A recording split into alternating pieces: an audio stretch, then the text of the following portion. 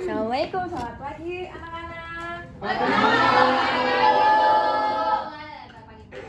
Sebelum kita mulai pembelajaran, alangkah baiknya ketua kelas dipersiapkan. Oke, boleh Ibu. Bersiap. Nah, sebelum kita mulai pembelajaran, alangkah baiknya kita berdoa menurut budaya kita masing-masing. Berdoa dimulai.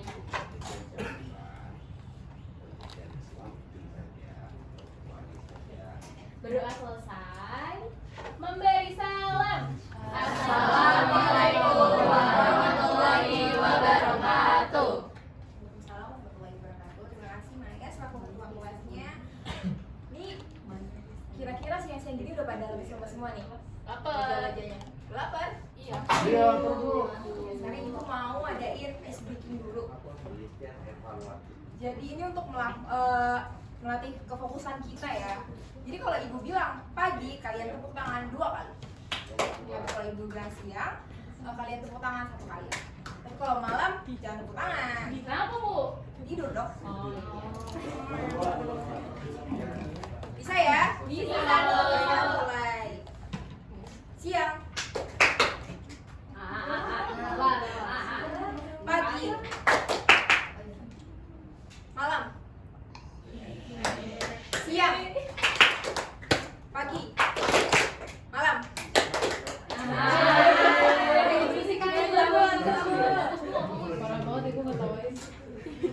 Selanjutnya, oh ya, ibu mau nge-review materi kemarin. Kemarin kalian belajar apa? Konflik sosial. Konflik. Oh itu hari Jumat kemarin. Iya, yang bikin gimana? Bikin Dimas tuh, yang bikin Dimas. Jangan tolong dulu. Parah banget, seminggu nggak dihapus itu. Tahu. Kita Ronald Ronald. Oke, kemarin kan kalian membahas tentang konflik. Nah, konflik itu berkaitan dengan apa? Kekerasan. Sekarang kita akan belajar itu tentang kekerasan.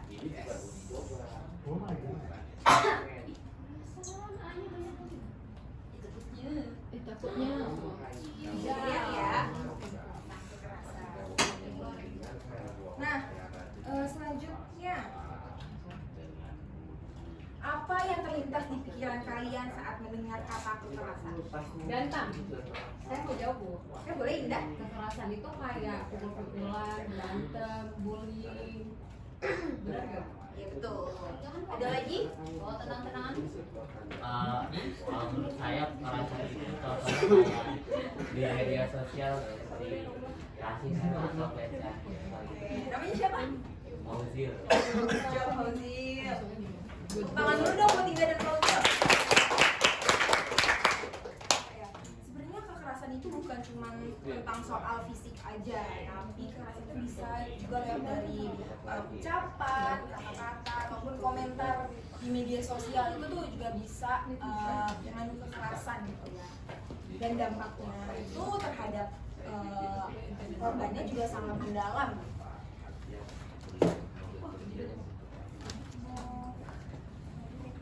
Nah, di sini ada bentuk-bentuk kekerasan. Yang pertama ini kekerasan fisik. Nah, yang tadi disebutkan oleh Indah ya, seperti pukulan, berantem itu termasuk kekerasan fisik. Lalu yang kedua itu ada kekerasan verbal. Kekerasan verbal ini apa? Kekerasan verbal ini tuh seperti ucapan kita. Tuh ya. Dan contohnya tuh kayak gimana sih? Contohnya tuh kayak lu gendut banget sih. Itu kekerasan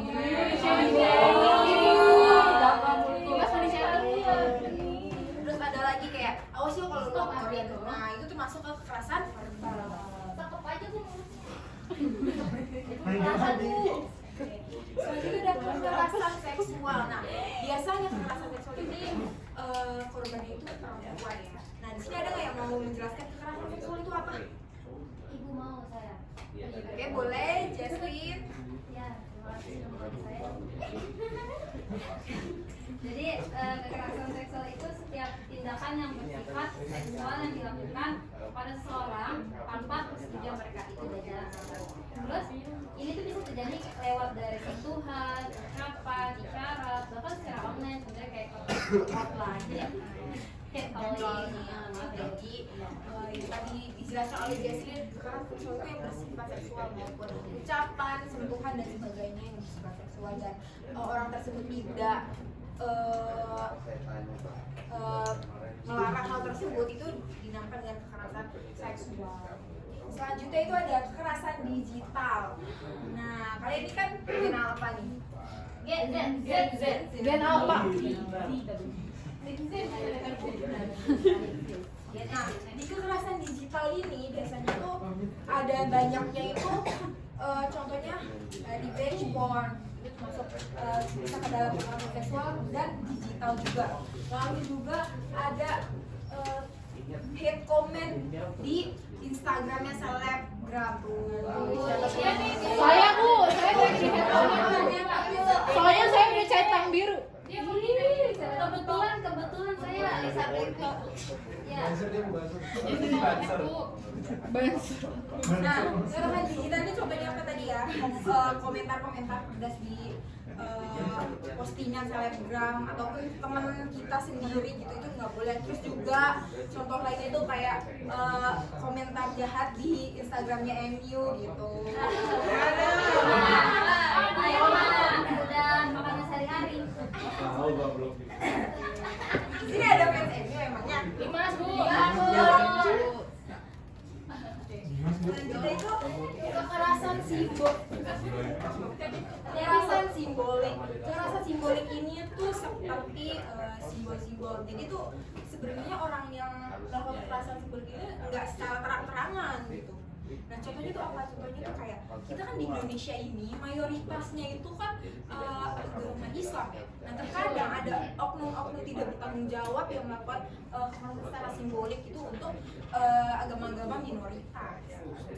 Pembelajaran sosiologi yang ada di SMA ini. Nah, di sini ada pertanyaan lagi nih.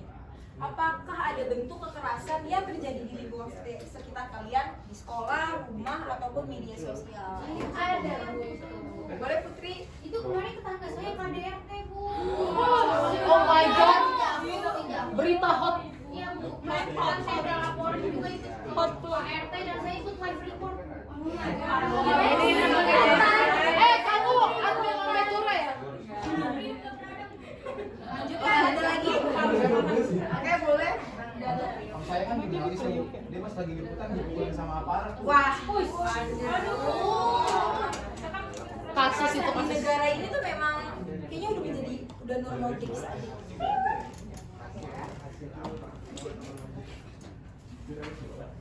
Selanjutnya, di sini ada faktor penyebab kekerasan. Kita ada faktor individual dan faktor kelompok. Nah, faktor individual itu berasal dari dalam diri kita, seperti apa? Psikologis itu juga menjadi faktor ya karena kita melakukan tindakan kekerasan. Bisa aja psikisnya terganggu dan dia melakukan tindakan kekerasan. Dan yang kedua itu faktor kelompok. Ini di ruang lingkup pertemanan, di circle ya itu. Makanya kalian hati-hati kalau nyari teman se-circle. Usahain nyari temen yang positif, yang tidak berkata kasar ya. Positif dalam hal-hal kebaikan. Nah, di sini ada studi kasus. Ibu mau kalian buat kelompok, itu kelompok A, kelompok B. Nah, di sini ada apa dampak kekerasan dalam kasus ini bagi korban, pelaku, dan masyarakat sekitar. Nah, ini beritanya itu jurnalis bocor alus Tempo dapat kiriman kepala babi.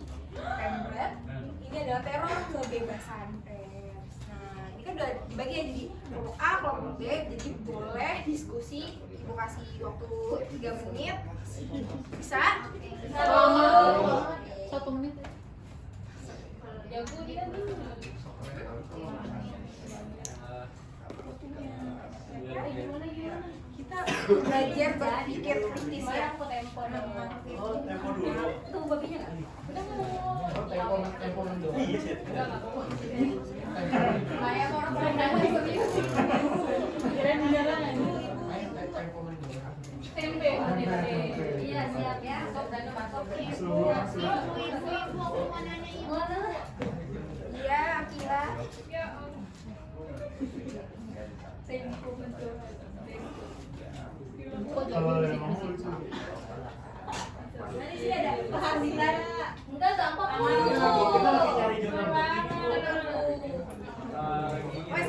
baca jurnal ya. Bu, Septi malah buka jurnal Lisa, Bu. Safety yang bener-bener aja safety. Sudah ya, udah 3 menit nih. Boleh dari perwakilan kelompoknya siapa? Saya kelompok Dimas, B. Dimas sumbang. Oke, kelompok B. Coba berdiri dong. Sebagai perwakilan kelompok gimana? Kalau saya melihat sebenarnya dampak kekerasan bagi korban ini dampaknya korban jadi merasa terancam untuk memberikan kebenaran-kebenaran hak-hak gitu. Iya, terus buat pelaku tuh dampaknya jelas, mereka merasa apa sih kamu?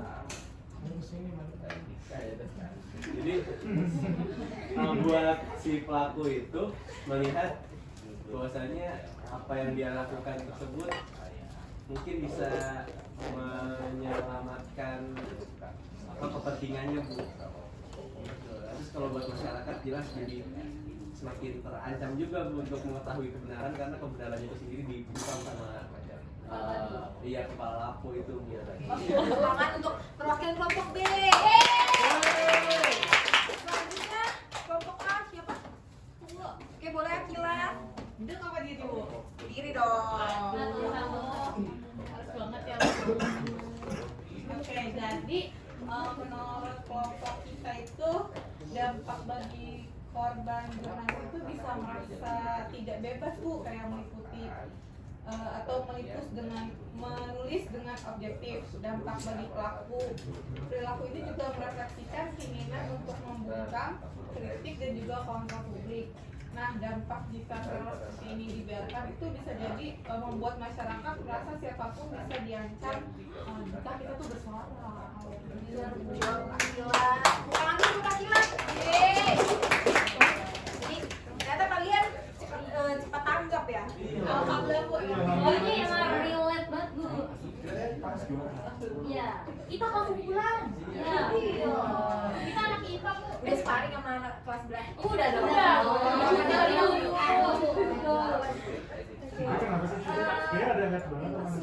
Sebelum sebenarnya kita udah di penghujung aja.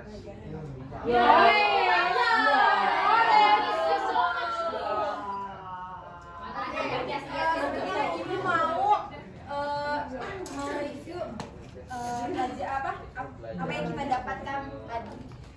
Tadi kita udah belajar tentang pengertian apa? Kekerasan. Terus bentuk-bentuk apa? Terus faktor kekerasan. Nah, ibu mau kasih project buat kalian. Wah, ini projectnya lama kok. Deadline-nya tuh seminggu. Bikin jembatan. Bikin kekerasan ya, Bu. Projectnya itu yaitu kalian membuat kampanye anti kekerasan. Satu kelompok itu 5 orang, berarti kelompok itu bisa bawain tema yang berbeda-beda. Setiap kelompok bawain temanya berbeda-beda. Nah, karena ini benar yang terakhir. Nah, waktu ibu masih kuliah itu, ibu pernah diajarin sama dosen yang setiap kelar mata kuliahnya itu selalu memberikan kata. Nah, di sini ibu juga bakal terus kasih kata-kata buat kalian. Kata-kata hari ini. Ubur-ubur ikan lele. Kita semua memiliki hak untuk merasa aman. Kata-kata Kata hari ini. Simple.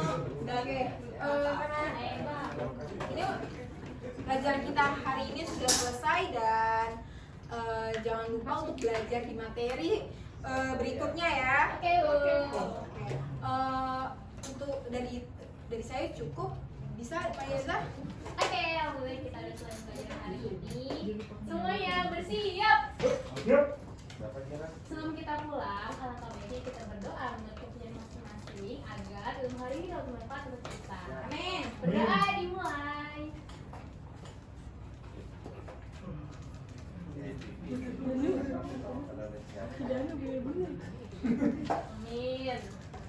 Amin. Amin. Berdoa selesai.